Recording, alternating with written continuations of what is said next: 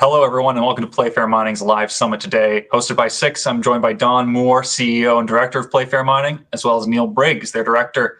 Don and Neil are going to walk us through a presentation today and some of their slides, some of their pictures.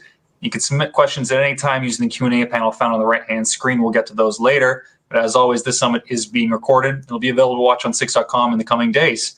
Don, Neil, I'd like to pass the floor over to you guys. Thank you, Cameron.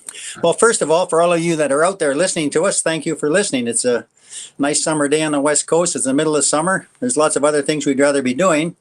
However, the chance for discovery always gets attention. So you see the little photo here. This is our drill sitting at the Rostvangen target. And in the background, Neil will highlight that area off in the corner there. That's the old Rostvangen mine. So we're drilling in the area of an old mine on a new technology, MMI, AI, mag, all the good stuff, and we're checking out something that's never been drilled before. So this is where we are today, and we've got 30 some odd holes that we're planning on drilling. These are exploration holes. Nobody other than us has come up with the places to drill. Some of them are in areas that have never been looked at by anyone before. And it's all based on our approach using the AI and the MMI. So Neil, if you could show us the map. There we are. So right now, Playfair has got roughly 280 square kilometers of prime real estate tied up in Norway. We call the one project to the north there with the big oval around it, the RKV project, and it's actually two different geological terrains in that project. There's a magmatic nickel copper opportunity in the northwest. Then we have the Beshi style VMS in the central part, and that's where all of our current efforts have been made to date. We've also picked up a property to the south. Incidentally, this property was picked up by a deal with EMX. And EMX did the initial groundwork in coming up with the area, and they got us interested in the area, and then we followed up with them and did a deal, and here we are today. Now, subsequent to that, we've picked up this other area called Falldal. And it's a third type of a geological terrain, a sort of a Brunswick mining type of VMS opportunity.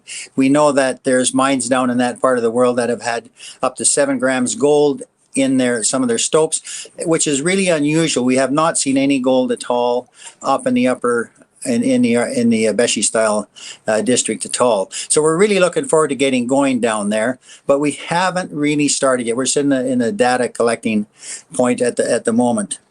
So you might wonder how a little company like Playfair ended up with such a prime piece of real estate, and the answer is oil. Norway has spent all of their time and energy on oil over the last 50 years, neglected the mineral industry in every regard. There's been very few drills turning in the exploration game, very little exploration at all. One of the last deposits that we know of drilled in this area is the Vaclean. It was drilled by Falconbridge back in the 1970s. There's about 400,000 tons of 1% nickel and 0.4% copper in that drilled off deposit. It's got, I think, roughly 300 diamond drill holes in it, and it's well defined. It's not big enough to stand on its own, but it is a nice add-on for other things we might be able to find.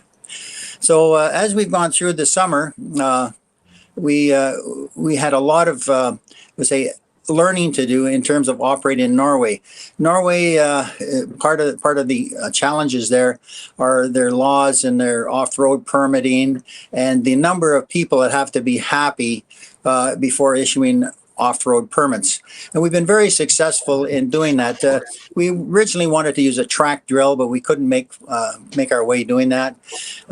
We couldn't get the necessary permits, so we resolved that. Incidentally, our motto was find a way, not an excuse. So there was no excuse for not drilling, so we found a way. We ended up buying a man-portable drill down in Mexico. We got parts from Stewart, BC. We got a driller from around the Kelowna area, and we packaged that all together. So we're doing our own drilling. We're now our own drilling company also over there. So the idea man portable, there is no requirement for any permit at all to walk on the ground. So we get all the when I say the permitting you need when you get the license, but you have all these local municipal laws that you have to comply with, and I say that's been the challenge. We have had I say a lot of success in building those relationships with the municipality of Tinset.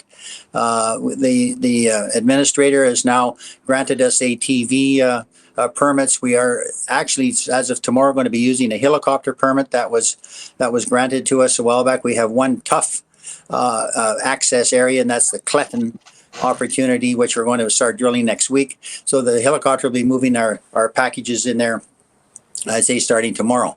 After that, we're going to either move to Starborn or to Satafiata.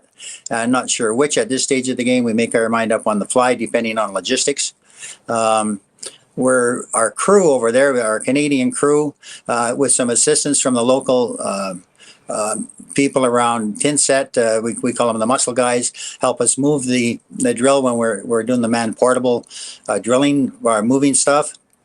So we're happy with the welcoming we're getting there. Our drillers are really welcome in the area. I don't know if we have a picture there someplace, Neil. There was just a while back that some hikers in the area came by and entered a conversation with the drillers, and now there they are. It's really quite unusual. Keep in mind that, we were like pariahs there for the first couple of months. And here's a group of hikers. They're all ladies, and they have a sign there. And I think it reads something like, "I love Canadian miners," or no, something to that effect. The point being that we've made huge strides with these people who are very sensitive about their natural environment, their nature and their reindeer and all these off-road issues. So it's not a straight line. We need permission from property owners and reindeer committees, but we've managed to come up with a proper way of doing it. Our local representative over in Norway is Radar Gopis. Radar has been invaluable to us in terms of pointing us in the right direction many times, coming up with the right contacts, developing a trust with the local people over there for our little company. And I'd say we're really well set up to operate in Norway. We're probably as well set up as you can be. We've got not only local support now, but we've also got the infrastructure set up. We've got Playfair Norway set up and running properly. We've got the drilling aspect, and now we're getting the social engagement that we've been looking for. I guess you're all interested in the drilling. So the only target we've drilled so far is Rostvangen. And Neil, if you could bring up this year. This year, you mean? Yeah. Right? Yeah, this year's drilling. Yeah. Last year we drilled at Starborn. Okay, so Rostvangen is down in the central part of our RKV Beshi style project right there. And we have drilled, we have got sulfides, we have got some massive sulfides, and we have seen a bit of calco. And Neil, if you want to just fire that up there. There.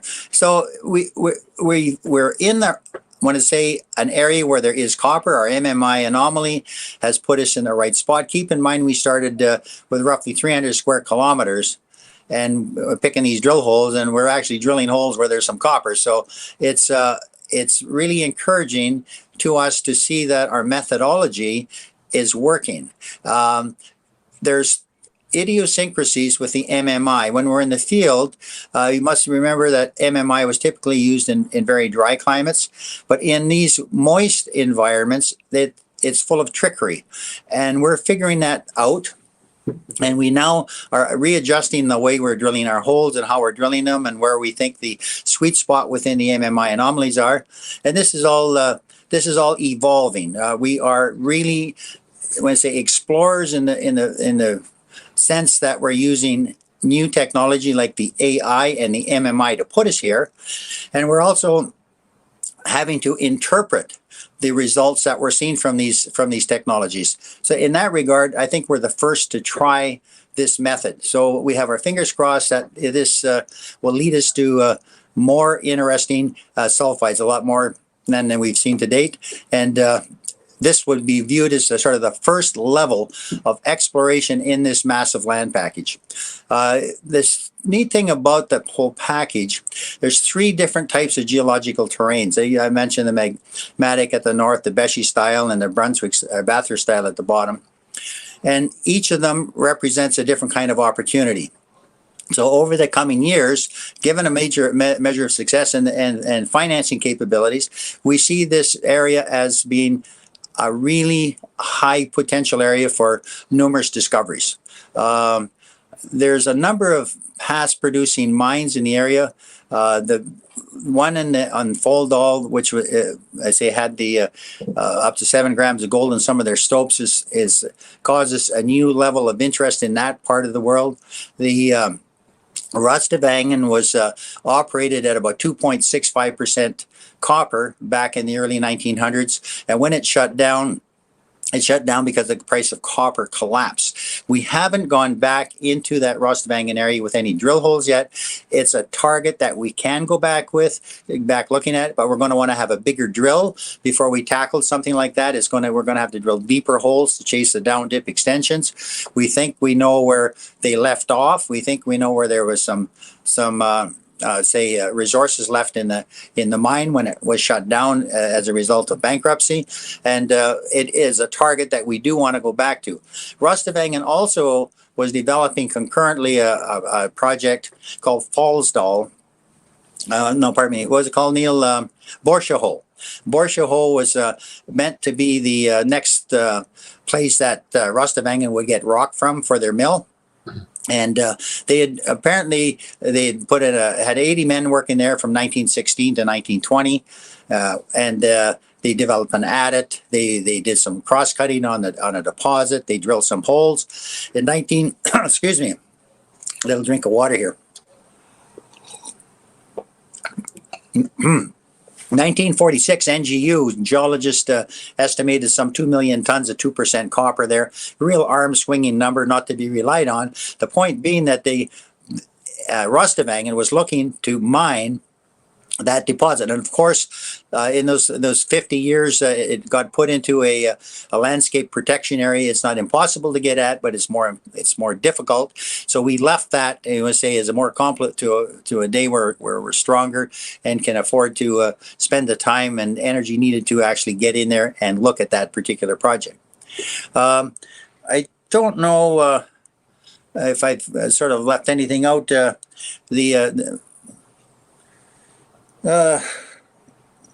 think that's enough for now. Why don't we just open it up for some questions and go from there? I'm sorry, Neil? I've just circled Kvikne mine here, which was a past. Okay. Yeah. Kvikne is another past producer, and I say altogether, I don't know how many there's I think it was 4 past producers in the southern part, and a couple up in the northern part. So we got 6 or 7 past producers in the land package as it exists. Yeah, Rodalum was a small producer, and then Nygruva, Ovedgruva, which is the main mine. Nygruva is a new mine. Nordre Gietrigen, which is northern Goats Back, and southern Goats Back down here, were all producers. And as for 400 years ago. Yeah. So the rocks are good. They're all proven in the sense that there's been mines made on them in the past, and there's incredible opportunity because they haven't been looked at all with any kind of modern technology. I see Cameron has joined us there. Cameron's usually good for a few questions. Do we have any, Cameron? Yeah, absolutely. The first one being, what's the mining history of the area? Before we get to that, though, I'd like to remind everyone in the audience to submit your questions using the Q&A tab found on the right-hand side of your screen. But yeah, Don, you just mentioned it, but can you reiterate, go over the mining history specifically of the area at all anymore? Especially the more recent mining history. Well, recent mining history is ancient. It goes back to the early 1900s. Rostvangen was the last mine to be shut down within the property boundaries. However, in 1974, Falconbridge did drill off the Vaclean nickel deposit, which I mentioned at the beginning. It's 0.4% nickel, pardon me, 1% nickel and 0.4% copper. So that's a recent deposit that was outlined. The Kavicny was mined back in the 1600s, would you believe? And the grade there was intimated to be quite high, but in those days, I'm not even going to try to guess. The Rostvangen, I think the grade was about 2.65%. Neil knows more about the deposits in that Faldal area. Neil, do you want to take over? Well, I don't have the numbers on the top of my head, but the main mine, Hovedgruva, is the longest operating, but the largest was Sondergiterigen, and Nygruva was the one with up to 7 grams of gold, and they don't know where it is. But these all finished up within this century, but the last exploration work through this area was in the early 80s, and this area basically during the mid 70s. It's just oil. Everybody got rich on oil, and all the geologists went to work on oil, and they didn't bother with these things, I guess. That actually segues potentially really nicely into the next question that we have. That being, what was the reason for such little exploration of metals in Norway over the last 50 years? Does that encompass the entire reason? I think so. I'll take that. I don't know what Don thinks, but I do, yeah. Yeah, it's oil. It's a laydown, Cameron. That's what happened. The oil went to the bottom of the list. For example, there is no Ministry of Mines. The mines are handled by the Ministry of Industry. And last fall, I went over to Norway for the first ever mining conference in Norway, the first ever. So there's been zero interest in exploration. And the mining conference was based mainly on the guys that were producing. There's a lot of agate production and this type of thing in that part of the world. Not many people realize it, but you go back far enough, Norway produced the copper that instigated the Industrial Revolution. It supported the Industrial Revolution. So it would be kind of nice if we could come up with some worthwhile projects here and have it produce the greening of the planet. As we all remember, that the big reason we're excited about these base metals is the potential greening of the planet and the use of copper and all these electrification projects that are on the table and are going to be evolving over the next 10, 20, 30 years. Fair enough. So what specifically is new since last year? Well, last year we had last year we finished off our MMI. We organized ourselves to get over there, and basically it was a setup year. We had a very short drilling season, didn't get started until September the 21st, and got shut down by the snowfall before the end of November. So it was a really short season. And that was a learning season for us also. We're really looking forward to getting back on that project, the Storborn project. Very high MMI values. We've now reevaluated the mag targets in the area and some of the other geological information that Neil was able to pick up. And we've got a minimum of 8 holes planned there, but possibly up to 40 holes, depending. It'll be results driven. So we're looking forward to that. Now, over the wintertime, we got organized to get back into Norway. Our drill was already there. So this year we got started. Our drillers were in the air May the 30th. They were on the ground beginning of June. By the time we were set up, it was the first week of June. About the 10th of June by the time we were up and ready to get going. So compared to last year, the first 8 days our drillers were over there, they spent in quarantine. So nothing happened during that time. So this year is just going a lot better. We've already completed 11 holes. We're making the move to Cletton tomorrow. We managed over the winter to get access to a helicopter permit, it was a bit difficult to get, but there's better improvement in our relationships with the municipality, and it's a restricted permit. We have to use it between July the 15th, which is tomorrow in Norway, and and August the 15th. So we only got this little window to use it, but we're going to make the best use of it that we can in that time, and that's why we're going to Cletton. Just to show you some of the complications, although we have that permit till August the 15th, one of the landowners wants us out of there by August the 10th.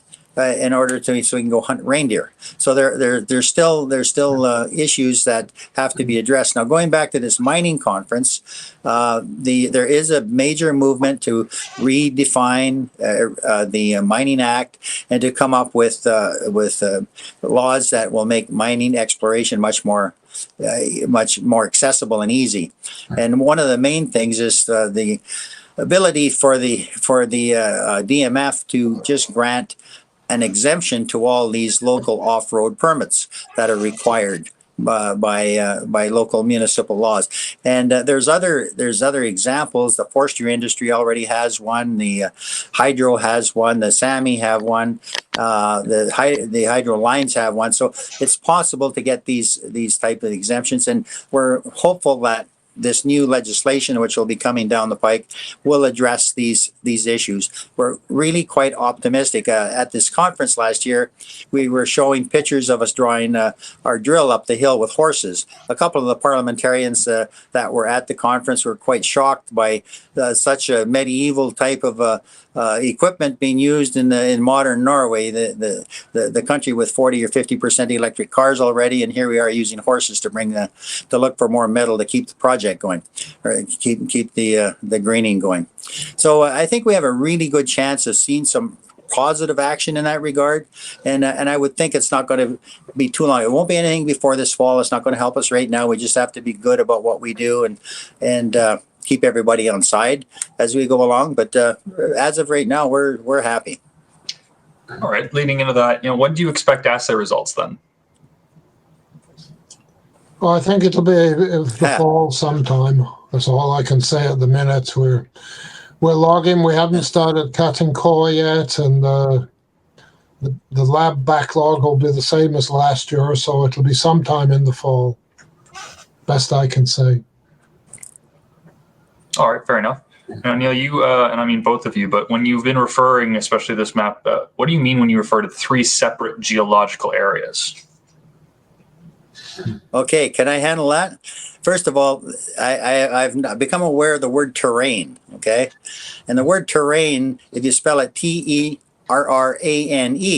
it refers to geology and the Earth's crust and pieces of the Earth's crust that move around, okay? And if you refer to terrain, Terrain, it's just talking about the terrain. You go out, you see a hill, you see the terrain.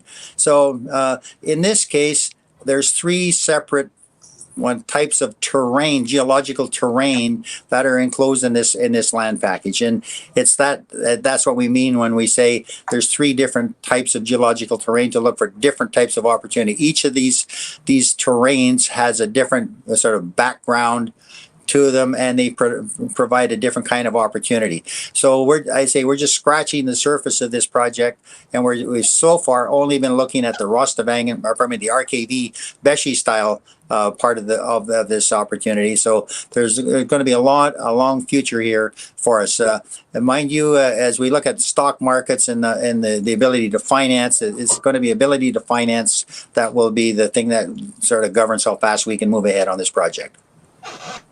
Absolutely. You talk about the historicity of all of these. How many past producing mines and deposits do you guys have?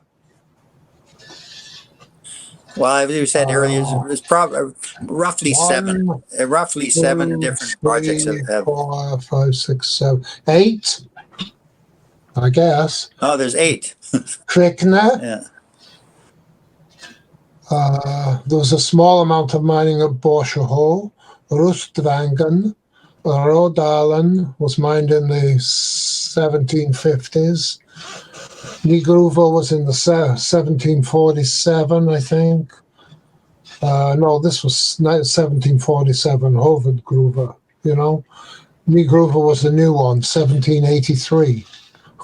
And the other 2 were sort of in between. Nordre Gietrigen and Sondre Gietrigen. So 1, 2, 3, 4, 5, 6, 7, 8. And there's an unmined nickel deposit, which has been drilled off, and grades and tonnages calculated, but back in 75. So they're not kind of compliant with modern 43101 requirements, but they were done by a reputable company and by reputable people, and they're believable numbers. All right. It looks like you guys have a lot to look forward to, but can you speak back to how you were able to obtain such highly prospective grounds? I guess the first part is we were looking for something, and we started talking to EMX, and I was familiar with the Varkadian deposit because I was working for Falconbridge in 1975 when they were drilling it off. And I had visited some of the Norwegian projects of Falconbridge at that time, so I was aware of what they were doing.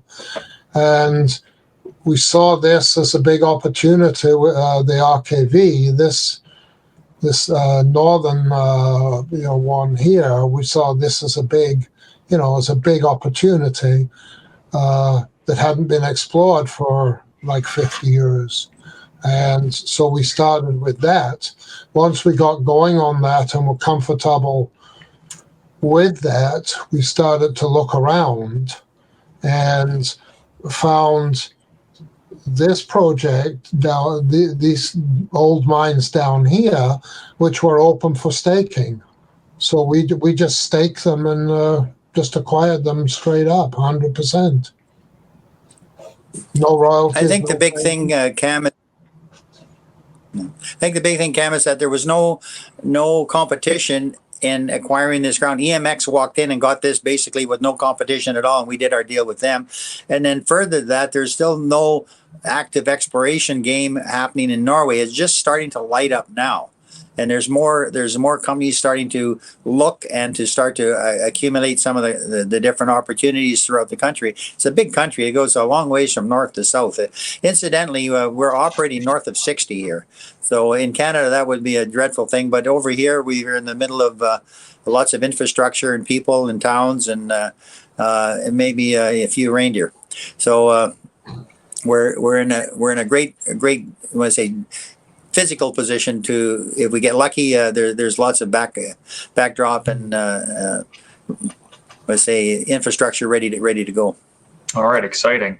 Well, listen, gentlemen, I think that's all the questions that we've received for today. I want to thank everyone who did submit questions, as well as you, Don and Neil, for the update.